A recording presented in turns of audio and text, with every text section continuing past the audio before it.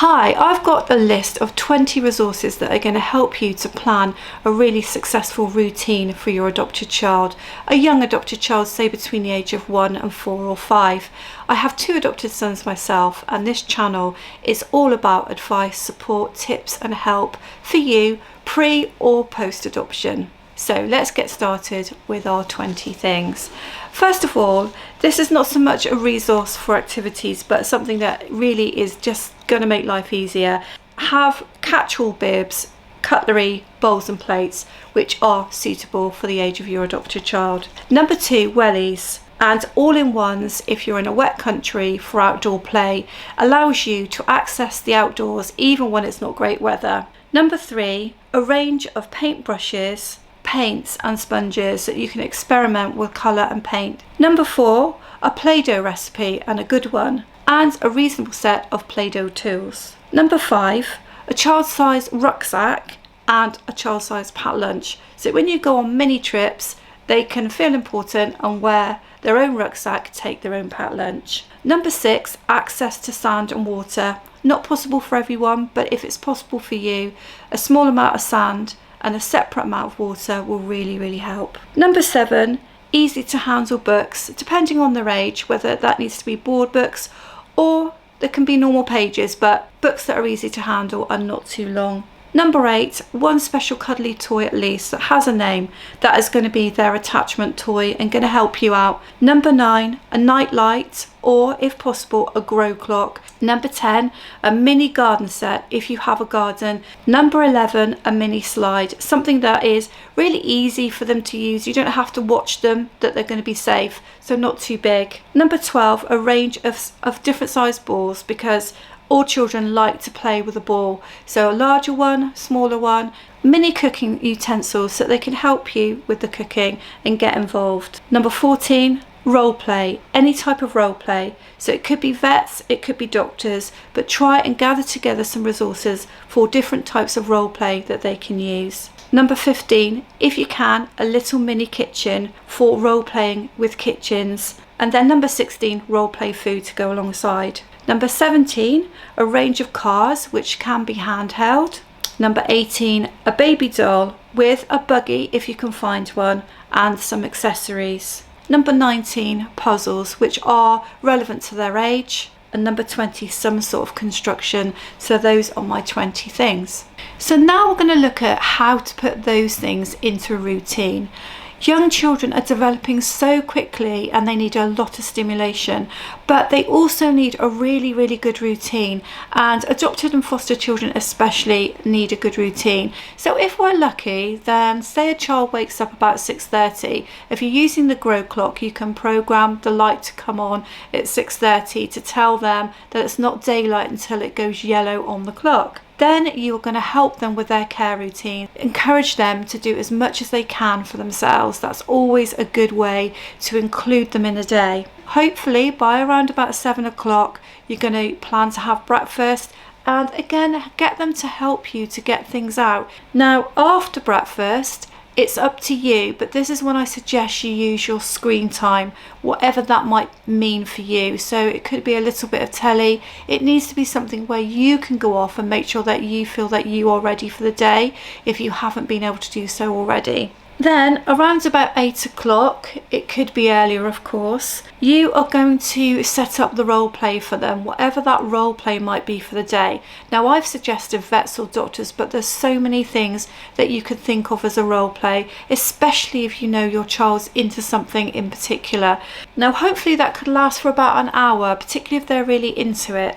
And then what you would be doing is setting up what I call tabletop toys, but of course they don't need to be on the table. So that could be your puzzles and it could be your construction. So if you imagine, you could lay out some puzzles for them, some Lego for them, and sit alongside again and support them in their play. Hopefully at times you'll be able to step back, depends on the age of your child. It's going to take you to around about 10 o'clock, but of course it may not do, and you may have to have snack a little bit early, but snack is going to be a really good fun time that they're going to love and they're going to enjoy. So whether that's 9:45 or 10 o'clock, it doesn't really matter, but get them involved in preparing their snack.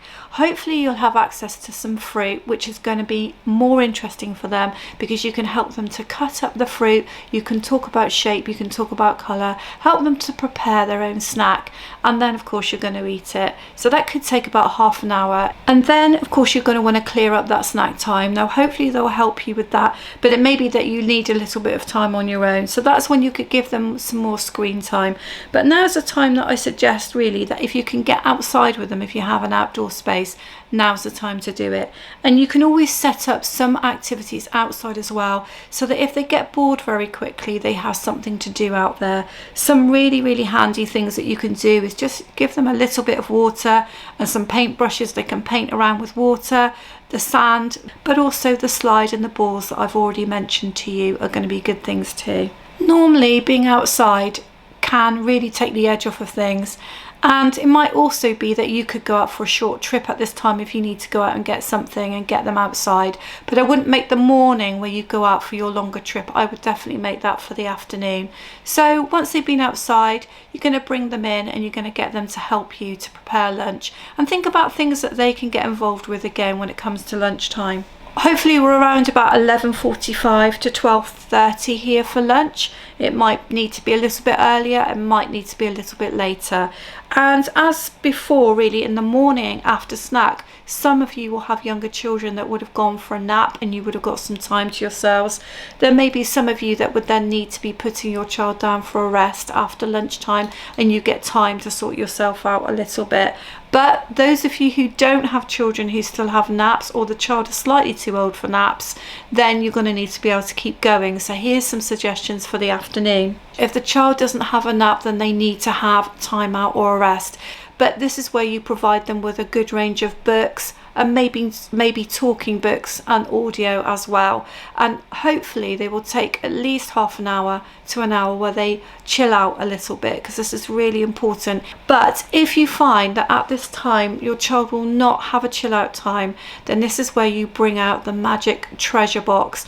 And in this treasure box are things you know your child absolutely loves, and you only ever bring it out for this time. So it's special items, probably smaller items that you can use a shoe box to put in, or any other smaller box that is just for this time. That gives you then some time out too. Then from about 1 to 1:30 you're going to be looking at doing some messy play. Now some parents will shy away from this, and I completely understand, and it might be that if the weather's good you just go back outside again. But I suggest if you can do some messy play, it does give a variety to your child, something to look forward to. So during this time you're going to get out your paint or anything else that you would deem as messy. So it could be glue and sticking, and probably spend about an hour experimenting with paint or glue or paper or sticking. And another really useful tip for this is, if you want your child to extend that type of thing, then you can provide them with envelopes and sellotape, and if it's safe you can provide the scissors alongside, and perhaps you can extend it into kind of like a post office or something like a pretend school, so that you're not just doing painting which lasts for 10 minutes, you then extend the activity. And after that as well, you can also bring out the Play-Doh or alongside, and Play-Doh will normally occupy a child for at least 15 to 20 minutes if they're say 2+. If you feel that the Play-Doh isn't going to do it, the painting hasn't lasted very long, then you can bring out the other thing that children love to do, which is to bake or cook, and just do very simple biscuits or cakes with them, where they get involved in the measuring and they really get hands-on with the stirring and the mixing. Now around about sort of 3:30 things are going to start to go downhill. It could be that at this point you take your trip out wherever it could be. It might be somewhere in the car, it might be somewhere in the pram, but it could be that now is when you need your hour to get out and to take a break from the home. And if you have plans that you can go and see a friend, then some of these afternoon things won't be required. You can go out for a lot longer, but not all of us have those options. From about 4 to about 6 is the worst time ever, and anybody who is currently parenting will tell you that it's a time when you need to get tea ready, they get tired, and it's when the behavior really can be at its worst. So if you can cut down that time of preparation before tea time, where you have things planned, then that's going to be great for you. And finally, around about 4:30 to 5, I would say you don't want to be feeding your child after around about 5:30. So if you can aim for tea about 5, that's great, but that last maybe half an hour when you're preparing tea, that's the time to use TV or screen time to your advantage. Hope that helps you, and look forward to seeing you on my other videos on my channel.